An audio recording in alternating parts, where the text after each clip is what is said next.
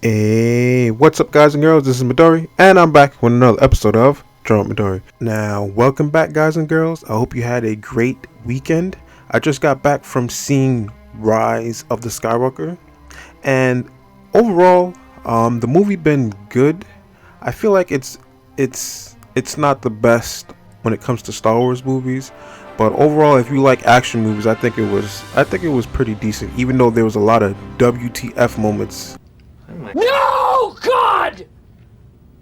No, God, please, no! No! No! No! In the entire movie. And yeah, a lot of it didn't make sense, but I still like the effects and a lot of the character designs, and one of them including Kylo Ren. So I haven't drawn him yet, so I decided this will be the drawing of this week. And I'm also doing something very different. This is sort of like my black and white series. So I will be mostly working in ink, but the basic principles will still apply. Like the first stages, what I'm at now, where's the sketch stage, and then from there I will go into light inking, and then from light inking I will go into the heavy ink when it comes to the Japanese futa brush. But the other thing that will be different with this drawing is usually I use my Copic multi-liners, but this time I will be starting out the Japanese G pens. G-Force! 5 teenage champions, as you can see there, which is sort of like calligraphy pens, but you know, a lot of the professional manga artists and professional old-time writers, they use these type of pens, and I mean they're good in terms of that one pen you could get varying line weights with it, so you can go from thick to thin when it comes to line weight with these pens. But they're sort of a pain, like, because you have to draw at a certain angle in order to get a straight line. So sometimes you see a lot of manga artists, they would move the canvas or rotate the canvas according to which direction the ink is flowing with the G pen. So you're going to be seeing me doing that, you saw me do that earlier when it comes to drawing a lot of the line weight with this drawing.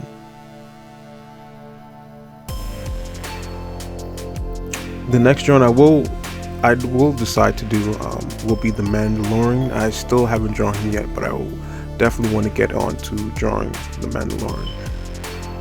As you can see here, I'm rotating the canvas left and right, whatever direction the ink is flowing. I'll be doing just basic cross hatching, you know, to get the gradation of the shadows in his cape.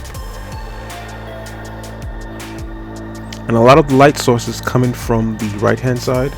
This drawing is not going to be super rendered, but I will do my best in the short amount of time that I had to do this drawing to get a lot done. Now guys, I'm going to do the quick, very short 60 seconds backstory on Kylo Ren. Now, Kylo Ren, originally born as Ben Solo, is the secondary antagonist of the Star Wars sequel trilogy. He appears as the main antagonist of both the first installment of the sequel trilogy, The Force Awakens, and the second installment, The Last Jedi. He is also the overarching antagonist of the animated television series Star Wars Resistance. He returns in the third and final installment, Rise of the Skywalker, as an anti-villainous detour agonist. So he's sort of in between protagonist and antagonist.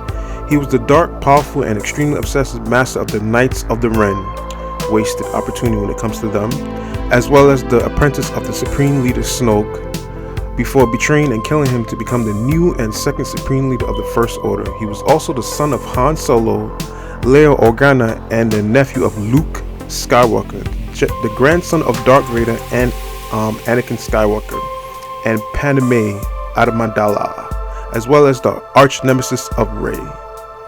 Now, when it comes to the recent movie, I feel like his character arc could have been his character arc is good, decent, but it could have been better. When it came to the very end, when he spoiler alert if you haven't watched the movie yet, just to mute or forward this part, he becomes good. He becomes a Skywalker again after seeing a premonition or Force Ghost. I even can't even call it a Force Ghost from Han Solo, and then he decides, he becomes a Skywalker again and end up helping Rey, and you know, they have the kiss at the very last moment, which it makes sense, but at the same time it doesn't, because the first movie they was building Finn and Rey, and then they got rid of that, and now it's like the second movie there was not too much chemistry, but all of a sudden now they lovey-dovey. So I don't know what's going on with Star Wars. Hopefully in the coming years there will be better Star Wars movies, but this movie overall was just decent.